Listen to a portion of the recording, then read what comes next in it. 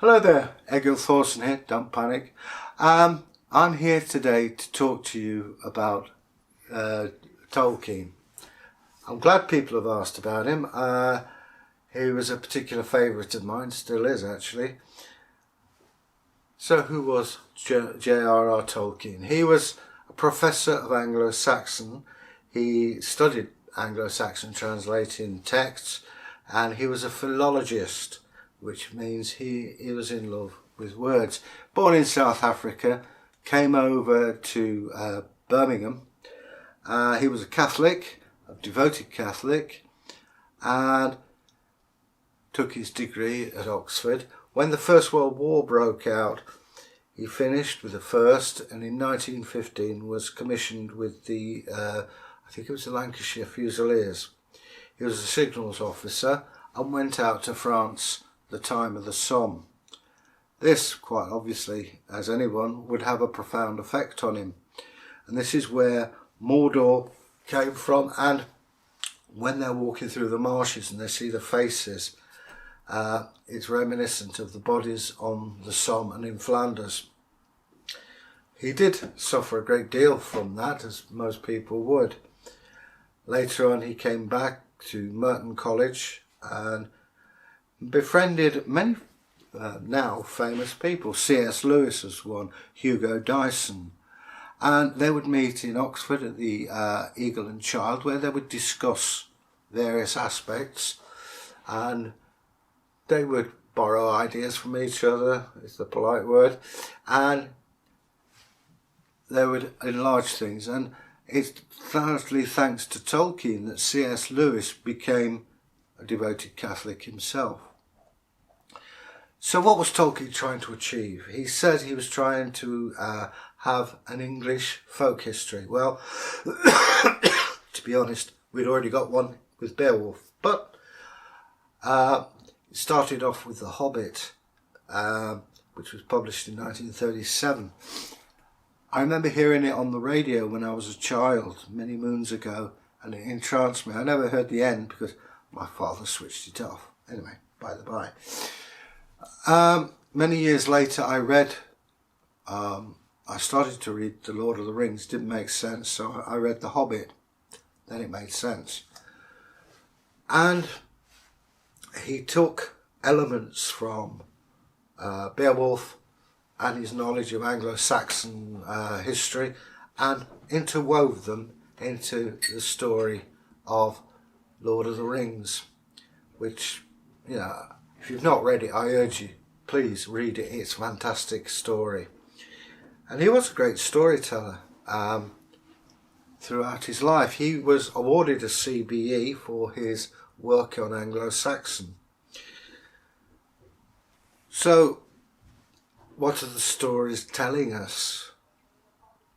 Well, it started out, The Hobbit became so popular that people were asking what happened next. And the ring seemed to him the good idea, and he built the story from there.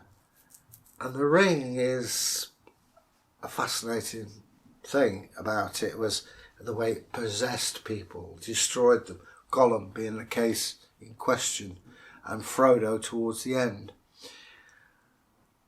But whatever its message, it is a thundering good story. He wrote a lot of stuff. I mean, the Silmarillion came out, I think, just before he died in 1973. And it took some reading, I must admit. And there's a lot of other stuff published after his death. I was lucky enough to be a member of the Tolkien Society.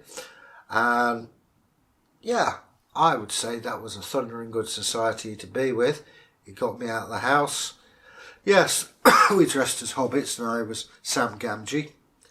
I make no apologies for that. But I went around the country, and it's thanks to the Tolkien Society I got involved with the Open University, which led to me going to the University of York, getting a degree and ending up here. I was lucky enough to go to Tolkien's house. I held the proof copy of Lord of the Rings with his annotations in it. His daughter Priscilla was there, and thoroughly nice family, thoroughly good time. But if you really want to get into Tolkien in a big way, I would suggest the Tolkien Society. It's still going. It's amazing. I had other things, so I didn't continue being a member. But I remember meeting Vera Chapman. She's dead now, God bless her. Good pagan lady. And she was largely responsible for the setting up of it.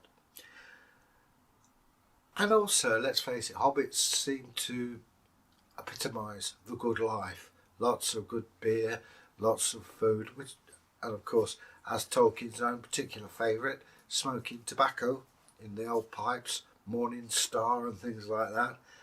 He was a great aficionado on all of these, and he transmits it beautifully through the stories.